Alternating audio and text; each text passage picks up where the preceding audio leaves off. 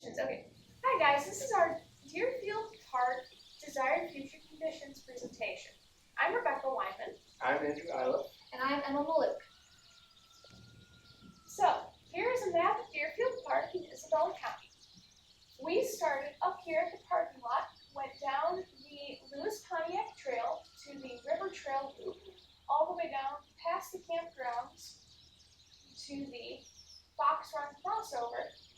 Ended up getting caught by a thunderstorm, our bad, and had to take the fire break crossover back along the river trail loop and then up the raceway path back to the parking lot to beat the thunderstorm. Otherwise, we were planning to go along the entirety of the wildflower loop as well.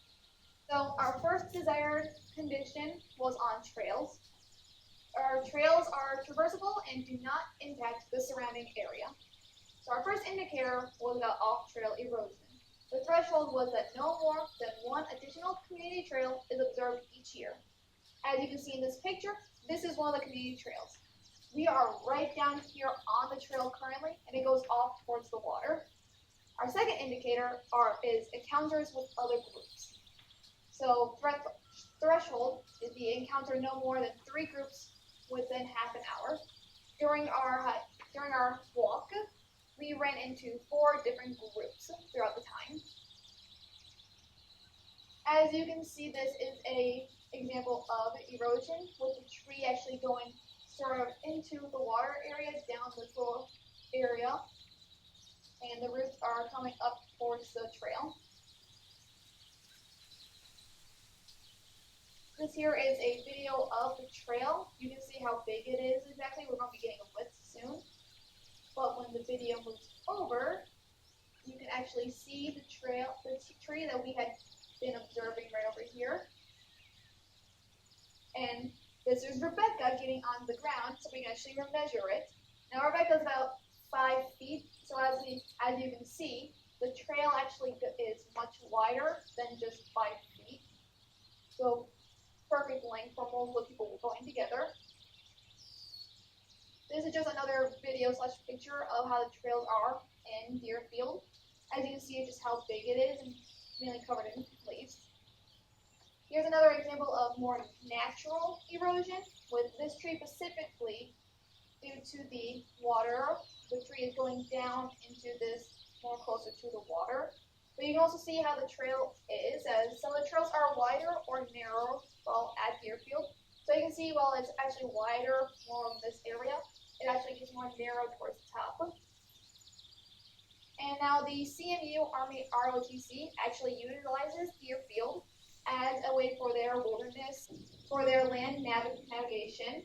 And we have a concern with it being as it might encourage other people who are not with the ROTC to go onto community trails or make their own. Our second desired future condition would be that campsites are dispersed and do not impact the surrounding area. So one indicator we would like to see for this would be that campsites are clean and safe. The threshold for this one was campsite usage rules are being consistently followed. Our second indicator for this would be that campsites are staying within their designated area. And a threshold for this one would be that the footprint of a campsite does not increase by any more much than 1% a year. And then this picture here is just some Isabella County campground rules. Now this is just a general guide for all of the surrounding campgrounds in the area. Some of them which do not apply to Deerfield Park. Trailer parking and vehicle parking, but the rest is a pretty decent guide to how to properly maintain just a general campground area. And as you can see here, this is a video of the campgrounds you can visit. You can see some of the amenities here, which is, you can see the fireplaces, the picnic tables, the water pump. Then off screen, you can see 2 pit toilets. And the other thing off screen is a public kayak launch for anybody to use who's on the river.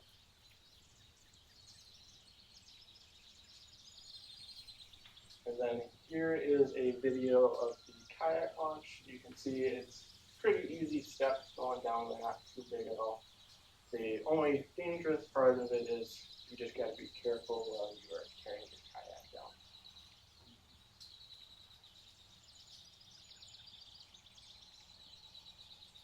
Our third desired future condition for Deerfield Park is that the trails are mostly free of litter and multiple species of flora and fauna are present within the location.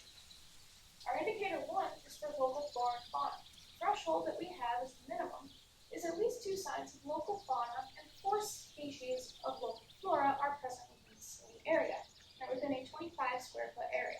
Our indicator 2 is litter along trails and water. Our maximum threshold is 2 pieces of litter along a 100-yard or football field sized section of the trail. Shown here is not litter, but is still not leaving no trace. There's a lot of trees with initials carved into them, and there's also, you'll see later on towards the end of this presentation, that there are like locks and other pieces of memorabilia left along the trails. I consider this to be litter. An example of the local fauna, the local flora, we have witch's butter mushrooms on a very lichen covered stick, unidentified tree that this stick came from, a lot of northern white oak, and, eastern white oak and northern red oak leaves on the ground. Those trees were all present around the area.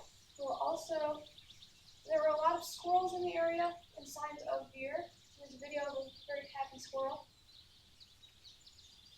running around, and you can see there are multiple species of tree in the area. We went in late March, so there were not many plants kind of growing around right now. There were some briars on the Fox Run trail that we took, and along the Fire Run trail, I believe that was what it was called. There were, I believe in this area, at least 5 species of trees that I could identify. And I did not see any signs of spring ephemerals, but there were a lot of patches of moss. Onto the litter section here. While we were walking about 3 miles over the course of the journey here, we only found 3 pieces of trash. So an average of 1 piece of trash per mile is amazing. I'm sure that we missed some because we were not focused on having the eyes on the ground, but we're focusing on appreciating the general beauty of Deerfield Park. Some of the litter that we found though, L&M love each other very much. They don't love Deerfield's bridges apparently. This is litter because it is dragging down that bridge. One of them at a time is not going to do much. But if we have those bridges like we have in France that are just covered in rocks, this is a major problem. These will be needed to be removed at some point. As you saw earlier in the presentation, there are also trees covered in graffiti carved into them. We did not see any spray painted graffiti anywhere. However, we did not cover the entirety of the park. It's kind of impossible to do that in a quick 3-mile walk. So remember, be like L&M and love each other. Love Deerfield more than L&M love Deerfield, and don't litter. So here is the summary of our desired future conditions for Deerfield Park.